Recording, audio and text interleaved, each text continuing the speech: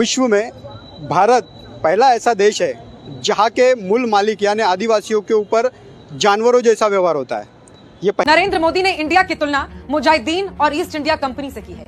अडानी को मालिक बनाकर 140 करोड़ देशवासियों का दमन करने वाले प्रधानमंत्री के जहन में इंडिया को लेकर नफरत, हिंसा, अलगाववाद और गुलामी की सोच अब भी कायम है। ऐसा कहते हुए मोदी जी उस विनायक दामोदर सावरकर को भूल जाते हैं जिसे ईस्ट इंडिया कंपनी से पेंशन मिला करती थी, जिसके विचार जिन्ना से मिलते थे, जिसने अपनी किताब हिंदुत्व में सबसे पहले द्विराष्ट्र सिद्धांत का जिक्र किया था। मोदी उस श्यामा प्रसाद मुखर्जी को भूल जाते हैं जिन्होंने ईस्ट इंडिया कंपनी के साथ मिलकर बापू के भारत छोड़ो आंदोलन का विरोध किया था।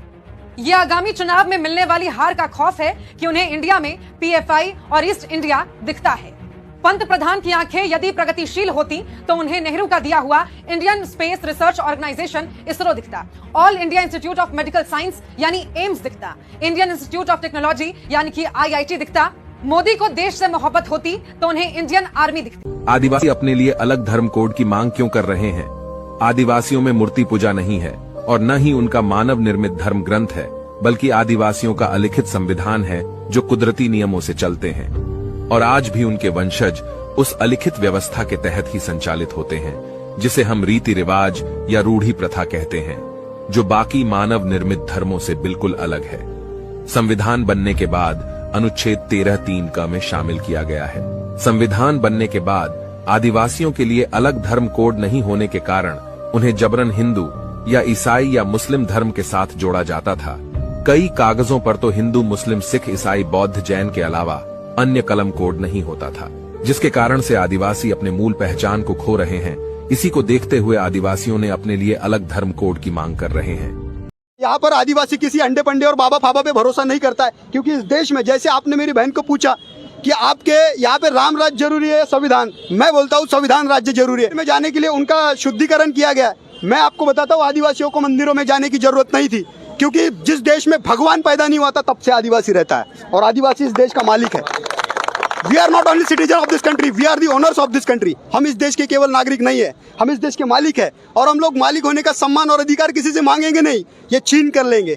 हमारी ही नहीं, आपकी भी बहनें थे, वो बहनें ही नहीं, वो प्रस्तुत करती है ह्यूमैनिटी। को भी पता होगा, अगर कोई व्यक्ति आपको ऊपर से नीचे देखे भी तो तब भी आपको अजीब लगता है। तो उन महिलाओं को तो उनकी तो कपड़े निकाल दिए गए, उनके साथ बलात्कार कर दिए गए, इतना सब कुछ हो गया, वो भी एक या दो लोगों के वजह से नहीं, लेकिन पूरे इतने सारे मेटे मॉब ने किया है ये।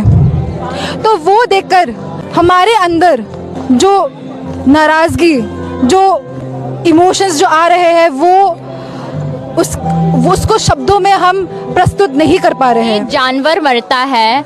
नरेंद्र मोदी जी इतने लंबे लंबे स्पीच जो देते हैं, इतने लंबे लंबे ट्वीट जो देते हैं, अगर उसका आधा भी बोलते होते ना ये मणिपुर के बारे में, तो फिर हम आज यहाँ तक नहीं पहुँच। अगर ये धर्म है तो अधर्म क्या है? अगर यह संस्कृति है तो फिर असंस्कृति क्या है? अगर ये सभ्यता है तो फिर असभ्यता क्या है?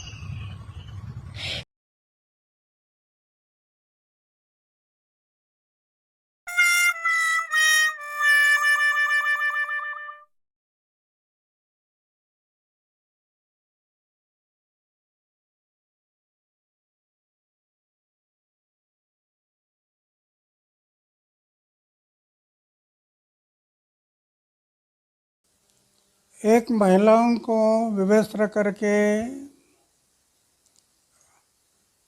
उनके साथ अन्याय अत्याचार किया। मैं तो ये कहूँगा, ये दुर्दैवी घटना है, भयान है। एक महिला के साथ ऐसे करता होता है। ऐसे नराधम को फांसी चढ़ाना चाहिए, फांसी देना चाहिए। फांसी के तख्त पर खुलेआम अगर फांसी हो गई तो कम से कम दिमाग जाग जाएगा कि महिलाओं के साथ ऐसे बर्ताव करने के कारण इसको फांसी दिया। और दुर्भाग्य की बात यह है उच्च न्यायालय के न्यायाधीश उनको बोलने की नौबत आती है इस देश में।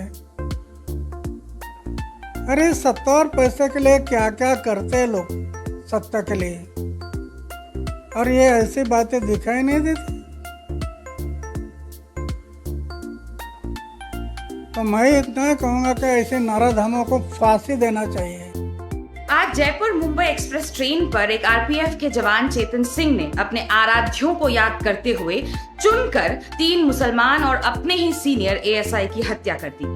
रोज रात को आपके दाल चावल के साथ नफरत का सैलेड परोसने वाले विष खोपड़े जैसे एंकर लग गए हैं इस आतंकवादी घटना को एक आइसोलेटेड मेंटल डिप्रेशन के शिकार इंसान की करतूत बताने में। क्योंकि आफ्टर ऑल हम आह भी करते हैं तो हो जाते हैं बदनाम, वो कत्लेआम भी करते हैं तो डिप्रेशन ही होता है। जबकि एक्चुअली ये डिप्रेशन नहीं है, इन्फेक्शन है। उस रोग का इन्फेक्शन जो पिछले 9 साल हर दिन कंटिन्यूअस बेलगाम इस देश के लोगों में फैलता आ रहा है। वो रोग जिसको फैलाने में सबसे बड़ी भूमिका सिर्फ और सिर्फ हिंदुस्तान के रेडियो रवांडा की है। वो इन्फेक्शन जो नमाज पढ़ते बुजुर्ग को तंग करने के लिए ईश्वर का नाम जोर जोर से लेने से शुरू होता है और चुन चुन कर मुसलमान को मारने पर खत्म होता है।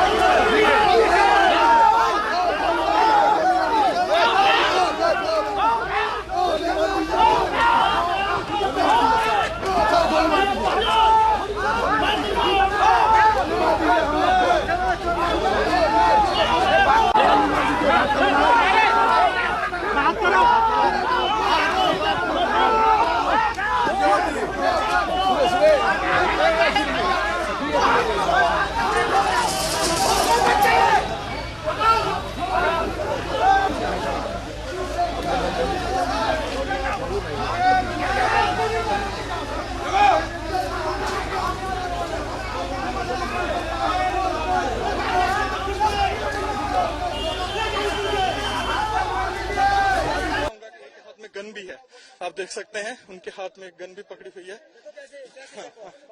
देख सकते हैं आप गन पकड़ी हुई है, तो आप यहीं से समझ सकते हैं कि इस समय माहौल कितना खराब है।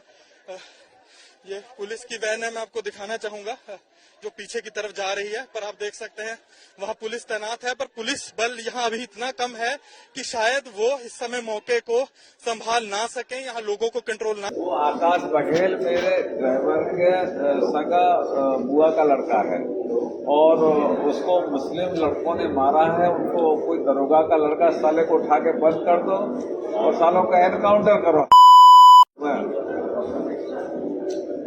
लेकिन अच्छा, हाँ, उठा के साले को दिखा दो जरा कैसे होना चाहिए, ठीक है ना? हाँ, क्योंकि आकाश के नाम से एफआईआर, जिसके साथ मारा उसी के साथ एफआईआर, उसी के नाम से एफआईआर होनी चाहिए। मुस्लिम दरोगा का लड़का है, साले को उठाकर बंद करो, सालों का एनकाउंटर करो। यह आदेश है बीजेपी के राज्य मंत्री ठाकुर रघुराज सिंह का। भारतीय संविधान के मुंह पर जोर का तमाचा मारते हुए बीजेपी के राज्य मंत्री ठाकुर रघुराज सिंह ने यह आदेश दिया है कानून के रक्षक को। प्रदेश में कानून व्यवस्था का यह हाल है कि कानून सत्ता की कठपुतली बन चुका है और अपराधी बेखौफ अपराध को अंजाम दे रहे हैं। सरकार के इशारे पर देश में बड़े बड़े अपराधों को अंजाम दिया जा रहा है। अगर मुस्लिम यूनिवर्सिटी में हिंदू युवक को पीटने का एक वीडियो सोशल मीडिया पर वायरल हुआ था, जिस पर बीजेपी के राज्य मंत्री ठाकुर रघुराज सिंह ने एसएचओ को अमर्यादित भाषा में फोन कर कहा कि आकाश बघेल उनके सगे ड्राइवर की बुआ का लड़का है, उसको मुस्लिम लड़कों ने मारा है, किसी मुस्लिम दरोगा का लड़का है, साले को उठाकर बंद करो, साले का एनकाउंटर करो। And a fort that is controlled by the RSS. जिस स्थिति पे आज हिंदुस्तान है, अगर हम इस रास्ते पे चलते गए तो देश को बहुत भयंकर नुकसान होगा, इंटरनेशनल लेवल से और internal. India has never been successful when it has been angry and full of hate. And India has never failed when it has been full of love, affection and humble. Idea between Bharat Jodo, the idea behind the Yatra is to bring India's people together.